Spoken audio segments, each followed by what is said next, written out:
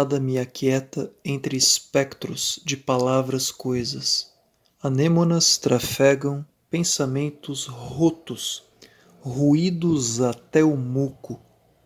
Eis a era desolada de cortes e recortes.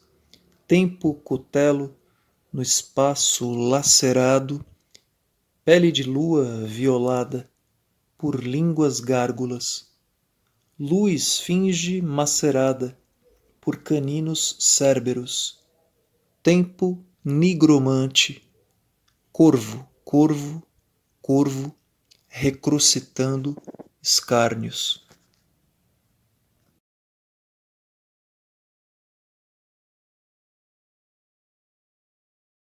Hoje o canal Eletrografia vai conversar com o poeta, prosador, tradutor e ensaísta Cláudio Daniel. Cláudio estreou em livro com Sutra, de 1992. E o Me, seu segundo livro de poemas, saiu em 1999 pela editora Ciência do Acidente. 2 anos depois, pela Azogue Editorial, publicou A Sombra do Leopardo, obra que recebeu o prêmio Redescoberta da Literatura Brasileira, concedido pela revista Cult.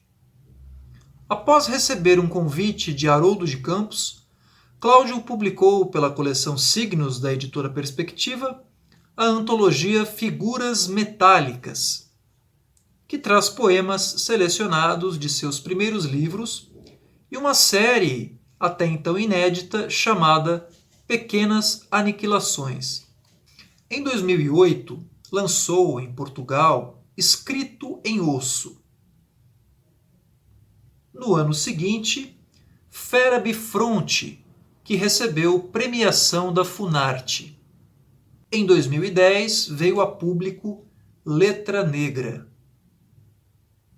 2 anos depois, Cores para Cegos, que traz uma parceria com Simone Homem de Melo. Em 2015, publicou Livro dos Oriquis e Esqueletos do Nunca.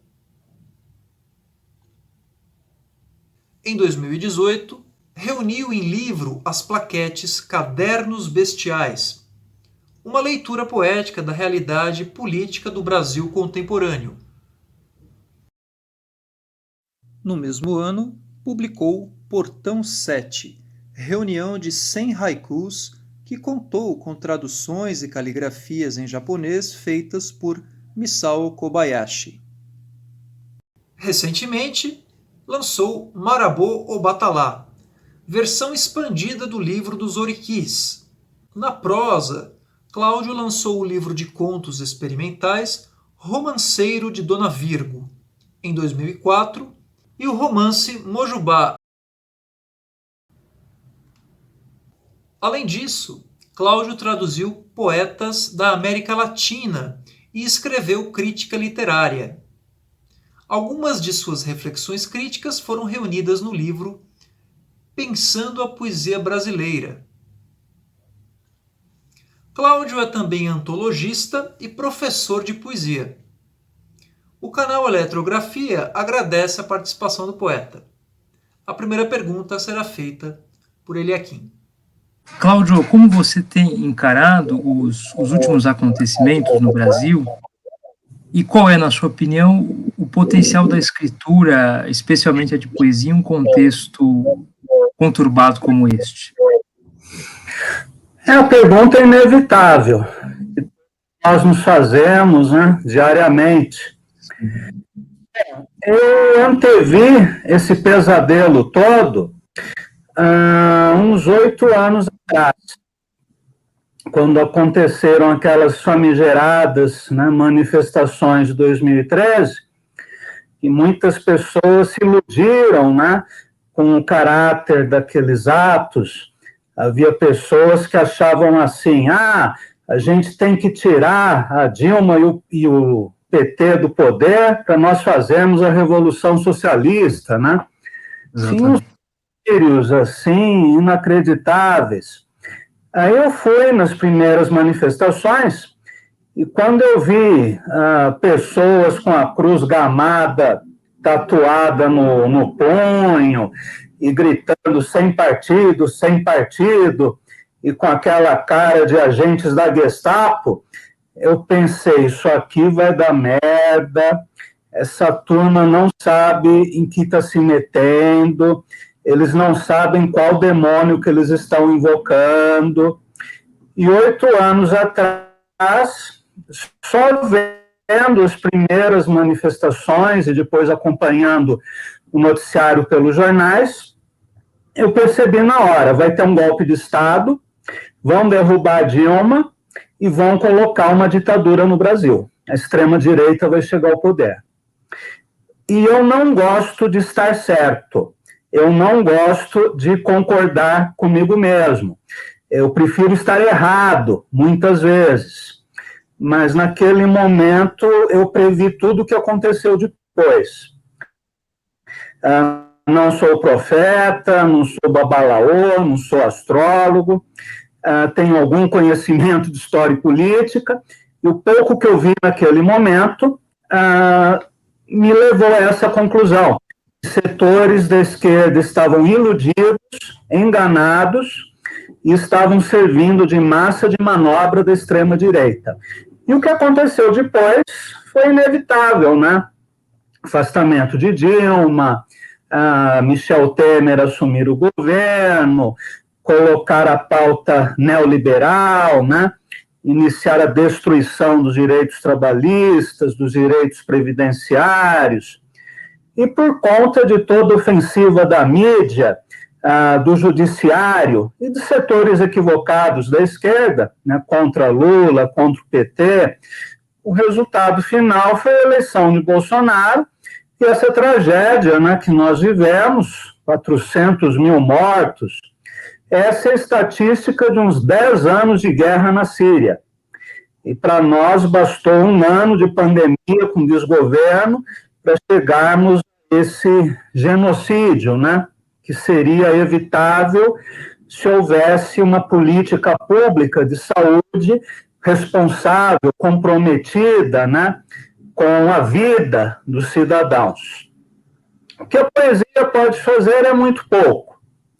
Nós podemos registrar os acontecimentos e eu acho que isso já é alguma coisa.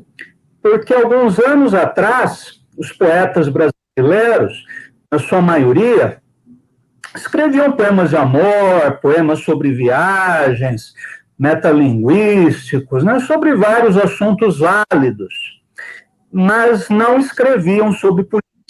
Havia quase que uma aversão à política, como se o escritor, poeta, o artista, se rebaixasse ao pensar em política, escrever sobre política.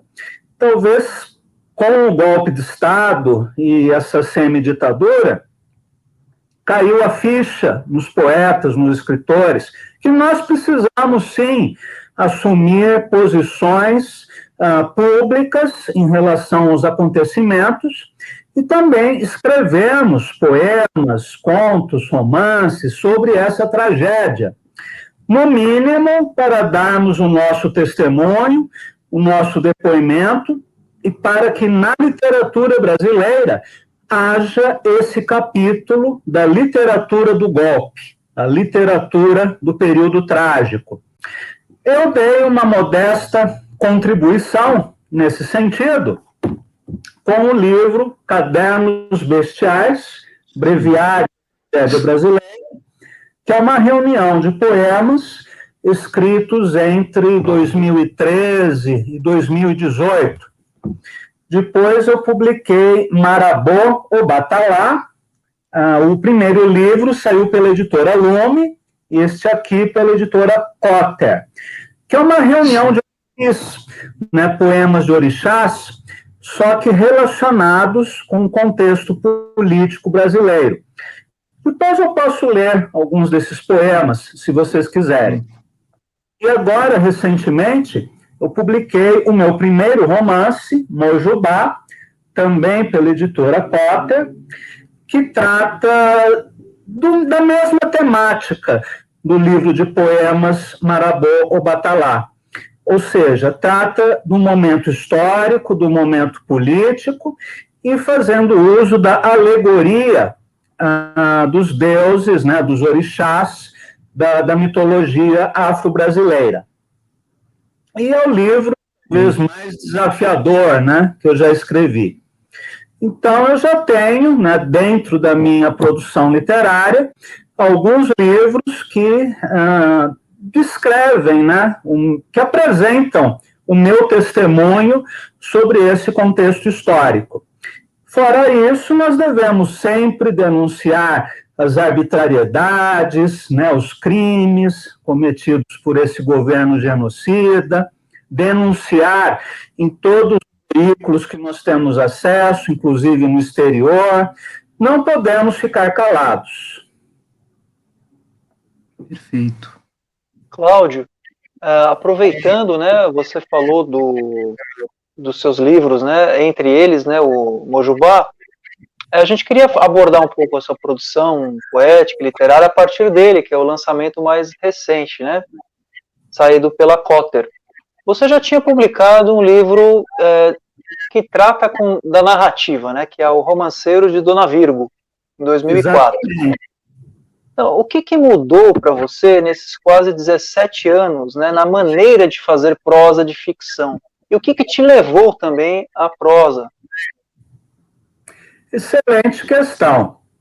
Bom, Romanceiro de Dona Virgo, que é o meu primeiro livro de prosa, né, no caso Contos, nesse livro que saiu em 2004, eu quis fazer uma brincadeira metalinguística, já que os contos reunidos nesse volume dizem respeito a momentos da história da literatura brasileira. Aí Cruz e Souza aparece como personagem, e vários, Padre Vieira, né? Vários outros poetas, prosadores, aparecem ou como personagens ou são citados. E em cada conto eu dialogo com o estilo da época. Então, no conto em que o protagonista é Cruz e Souza, eu escrevi uma prosa de estilo simbolista. Já no conto que se passa na Bahia, né, em Salvador, o mesmo ambiente do Mojubá, e que trata do barroco, eu adotei uma linguagem mais barroquizante. O Gregório de Matos e o Padre Vieira não aparecem como personagens, mas há várias citações deles dentro dessa prosa. Então, é uma brincadeira metalinguística, mas já estava presente também a questão social e política. Por exemplo, neste conto ambientado em Salvador, eu falo sobre um guerrilheiro que ele vai se esconder num mosteiro beneditino, aí ele tem uma visão, né, de Deus, né, aí ele enxerga um Deus azul de 4 braços, né, numa referência a Vishnu, né, da Índia. Aí tem todo um diálogo, né, entre o pensamento cristão, o pensamento védico, até que a polícia militar descobre o paradeiro dele, o mosteiro é invadido, ele é preso e torturado. O que mudou nesses 17 anos? Muita coisa, talvez eu esteja mais maduro para escrever prosa. Eu levei 2 anos escrevendo o romance Mojubá, mas eu me senti muito mais à vontade.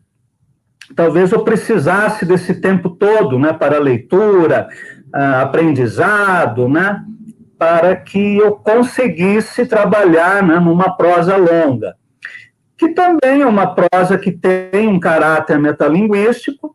Eu dialogo com os oriquis africanos, né, os poemas dedicados aos orixás, com os itãs, as histórias tradicionais da mitologia iorubá, e eu trago todo esse imaginário africano para a situação brasileira atual, né? Então, há referências a Brumadinho, ao Pantanal, à Amazônia, né? Só não há referência ao Covid, porque o livro foi finalizado antes da pandemia. E agora eu estou escrevendo um segundo romance, Dona Anja, que é como se fosse uma continuação, né, de Mojubá, agora já no contexto da pandemia. Perfeito.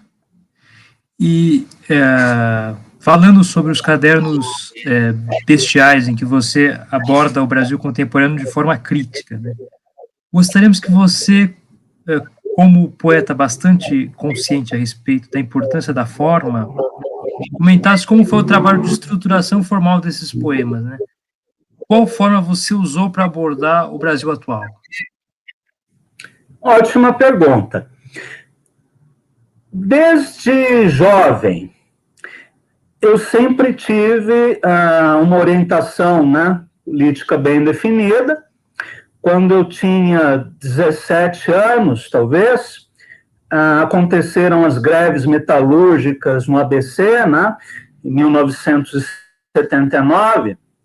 Eu acompanhava, né, pela televisão e tinha o maior interesse pelo tema. Eu já tinha uma visão crítica, né, formada. Pouco depois eu li o Manifesto Comunista, do Marx, assisti à fundação, né, do PT, fui militante político na juventude, né, do Partido dos Trabalhadores. Então eu já tinha, né, essa visão marxista. Agora, como poeta, eu sempre tive muito mais interesse numa poesia mais elaborada, mais densa, mais hermética, né, inclusive. Eu comecei com os poetas simbolistas, depois os poetas concretos, Mayakovsky, Ezra Pound, John Donne, né, João Cabral, enfim, uma série de poetas que tem um trabalho de linguagem muito refinado, né, muito elaborado. E eu via com certo desprezo poemas de temática política que caíam numa dicção fácil. Claro que não foi fácil escrever os primeiros poemas políticos. Foi algo muito difícil, porque eu estava buscando um compromisso entre a comunicabilidade e o trabalho formal. E claro que isso não veio imediato. Eu escrevi vários poemas que eu considero insatisfatórios, até chegar a uma dicção que me pareceu interessante, que tem um equilíbrio, né, entre o fundo e a forma. Agora, essa foi uma conquista lenta. Os meus primeiros poemas publicáveis eu escrevi em 1983, né, quando eu tinha 21 anos de idade. E os primeiros poemas políticos saíram em 2013, né? Então, uns 30 anos depois. Eu precisei de algum tempo, né, de leitura, de experiência, né, de maturidade poética, né, para conseguir traduzir na linguagem poética as questões que dizem respeito ao nosso contexto político. Esse trabalho não foi fácil, os primeiros poemas foram insatisfatórios, mas pela insistência eu acabei conseguindo, né, obter alguma produção com essa temática. Eu publiquei 3 plaquetes com o título Cadernos Bestiais, né, volume 1, volume 2, volume 3. Depois eu reuni essas 3 plaquetes em um livro, que ainda tem 2 ensaios críticos, alguns poemas inéditos e a tradução de parte dos poemas do livro para o inglês. O livro foi publicado pela editora Lume. E eu estou satisfeito com o livro, eu acho que eu dei a minha contribuição, não sei se eu conseguiria fazer algo melhor do que fiz, né, nesse volume. Então, eu consegui registrar o meu depoimento, né, sobre esse momento histórico lamentável em que vivemos. Cláudio, uma outra questão que nos interessa bastante é o seu trabalho no campo da tradução, né? Gostaríamos que você falasse um pouco de algumas das suas empreitadas tradutórias, né? Como foi o processo de escolha dos escritores, né? Das obras, né?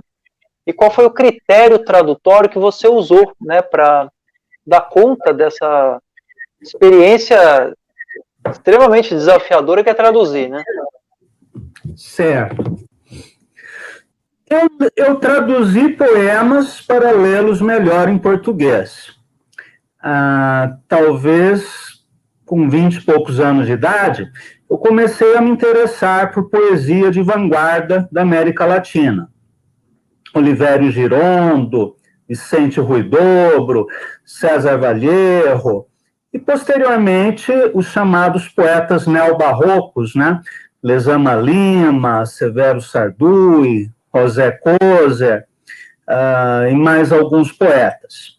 E as primeiras traduções que eu fiz foram apenas exercícios de leitura, para que eu compreendesse melhor aqueles poemas que me encantavam.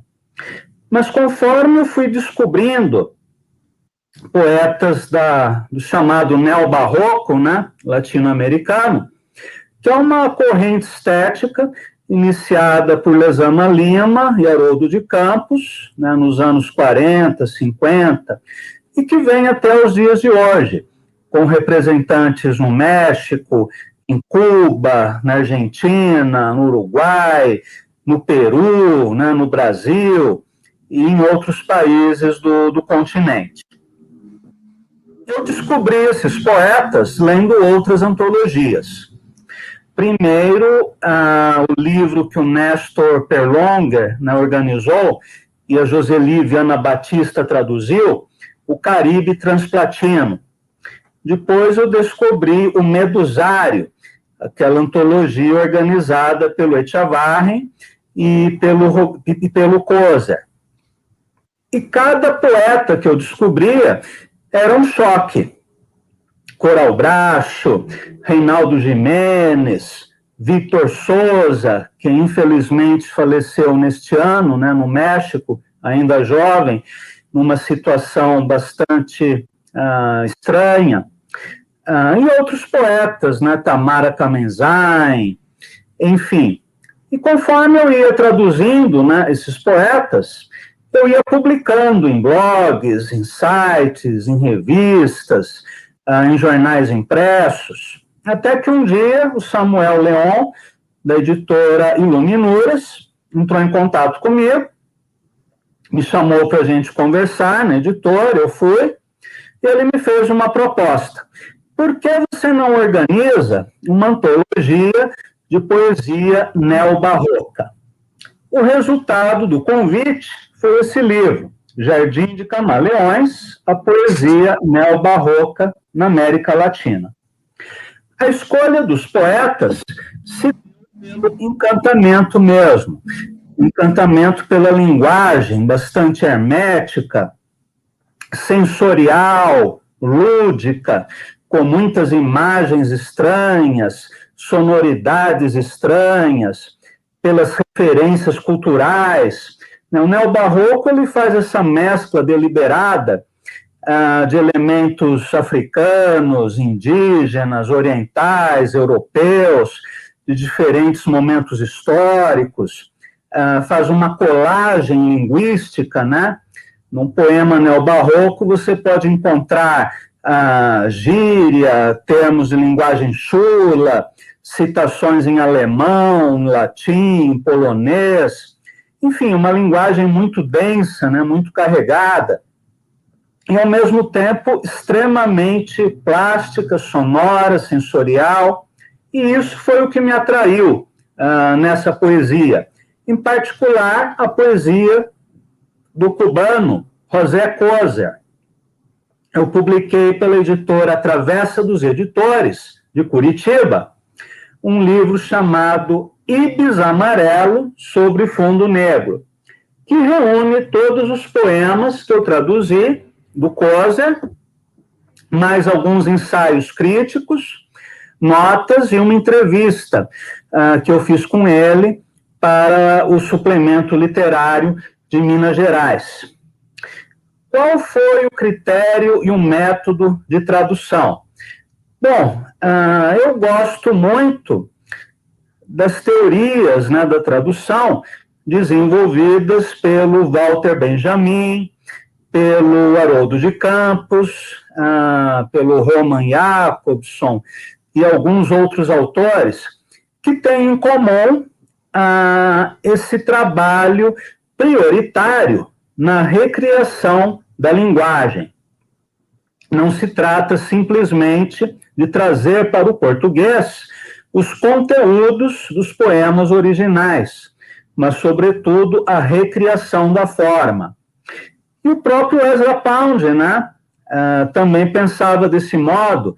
Ele considerava que a tradução tinha o mesmo valor de uma obra autoral. Então, se eu traduzo Ésquilo ou Sófocles, né, do grego para o português, eu estou reinventando o poema dramático grego para a poesia de língua portuguesa. Então, aqui existe uma contribuição autoral. Claro que sempre sujeita, né, a erros ou acertos. Agora, eu me oriento por esse pensamento tradutório, né? Eu quero que o poema em português seja tão estranho, enigmático, impactante, como é na língua original. Eu traduzi ainda alguns volumes com poemas do argentino Reinaldo Jiménez, do uruguaio Vitor Souza, né, que viveu no México bastante tempo, de outro uruguaio, o Eduardo Milán, e de um poeta dominicano, ainda pouco conhecido, o Leon Félix Batista, que eu considero um dos poetas mais interessantes hoje, no campo da poesia de língua espanhola, né, da poesia latino-americana, né, de um modo geral, e uma lástima que ainda haja pouca divulgação da poesia dele e desses autores, de um modo geral, né, no Brasil. Tirando as minhas traduções, algumas da Joseli Viana Batista, outras do Horácio Costa, e de mais alguns poucos, né, malucos que se aventuraram nessa vereda, eu acho que ainda falta um diálogo poético mais intenso do Brasil com a América Latina. Durante muito tempo, por razões históricas, o Brasil tinha os olhos voltados para a França, para a Inglaterra, para os Estados Unidos, mas eu acho que é o momento de olharmos para a África, de olharmos para a América Latina, também, por que não, de olharmos para o próprio Brasil.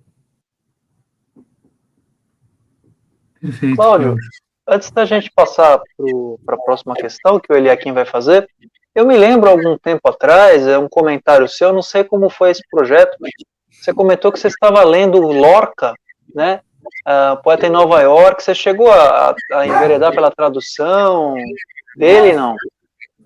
Sim, eu traduzi alguns poemas do poeta em Nova York e publiquei no Portal Vermelho, né, onde eu colaboro eventualmente. Até cheguei a pensar numa tradução integral do livro, mas eu acabei deixando de lado este e outros projetos tradutórios em função da loucura, né, do cotidiano mesmo. Eu tenho uma trajetória, né, profissional. Eu passei pelo Centro Cultural São Paulo, em que eu fui curador, né, de literatura e poesia, fui diretor adjunto, né, da Casa das Rosas, depois criei o Laboratório de Criação Poética e acabei acumulando uma somatória, né, de tarefas, de compromissos, de responsabilidades, que acabaram me tomando todo o tempo. Hoje eu não consigo mais traduzir por falta de uma janela, de um intervalo para isso.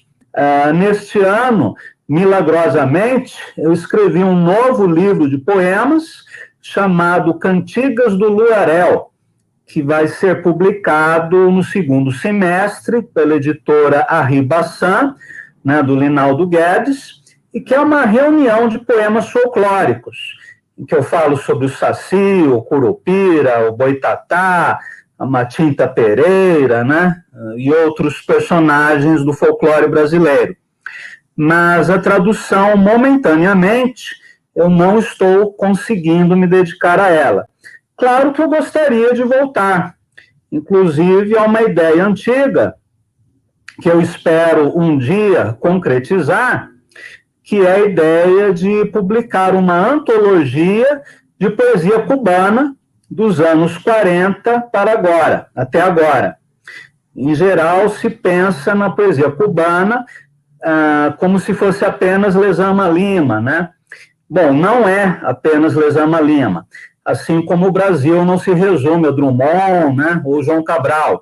Há poetas muito interessantes em Cuba, tanto poetas que se exilaram depois da Revolução, quanto poetas que permaneceram na ilha, e eu gostaria de fazer uma reunião desses poetas, até já tenho todos os nomes, né, alguns poemas escolhidos, me falta tempo, mas um dia, quem sabe, eu concretizo esse projeto. Todos os livros, os sutras, o Corão, os Vedas e o Zohar são enigmas. Jardins verticais, rios insubmissos, listra de mármore possesso. Todas as páginas, em lâminas de argila, pele de carneiro, folhas de papiro ou rubro ou esculpido, são impossíveis, viscerais areia alucinada. Os livros Borges inventam os leitores e os nomes de vales, savanas, estepes e de amplas avenidas que ignoramos. Vivemos essa efêmera realidade para lermos suas secretas linhas e nossos filhos e netos. Um dia, porém, os livros, últimos demiurgos, desaparecerão, como o grifo e o unicórnio, e ler será apenas uma lenda.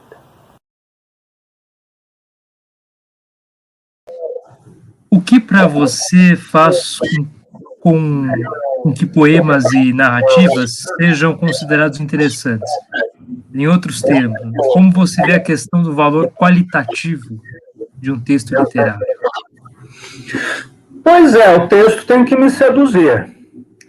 E para o texto me seduzir, ele precisa ter um trabalho plástico, um trabalho sonoro, imagens inusitadas, referências, né, inusitadas, ter um caráter lúdico. O poema, para mim, é como se fosse um jogo de quebra-cabeças, né? Se você consegue resolver o jogo em 15 minutos, não tem muita graça. Você resolveu o jogo, e daí? Está pronto. Eu gosto daqueles jogos de quebra-cabeças de 1000 peças, né? Que você leva meses, né, fazendo. Então, o poema precisa me acrescentar alguma coisa. Precisa trabalhar com a minha... chamar a minha sensibilidade, né, me encantar, e também solicitar uma participação inteligente. O poema precisa me desafiar. Mas o que esse poema está dizendo? Tem coisas aqui que eu não entendo, então eu preciso ler de novo, preciso pesquisar, preciso interagir com ele. Quando o poema me desafia, é algo mais saboroso, né? Há um prazer nesse jogo. Agora, se eu leio o poema e na primeira leitura eu entendo tudo que o poeta disse, eu fico tão decepcionado que provavelmente eu nunca mais lerei aquele poema. Então a facilidade me aborrece. Isso não significa que um poema, para ser bom, tenha que ser obscuro, tenha que ser tão denso, né, que ninguém entenda. Às vezes um poema é aparentemente simples e não é simples. Baixou, velha lagoa, salta uma rã, rumor de água. Esse haiku parece muito simples. O vocabulário é simples, a imagem é simples, você lê e você entende o que está dito ali, e, no entanto, você não entende o que está dito ali, porque mergulha muito, né, na filosofia do Zen budismo, em toda aquela questão da impermanência dos fenômenos, da interdependência, né, da impessoalidade, da relação entre o ser humano e a natureza. Enfim, tem uma série de conteúdos culturais dentro de um poema de 3 versos que parece simples e até bobo para quem não sabe o que o poema está dizendo.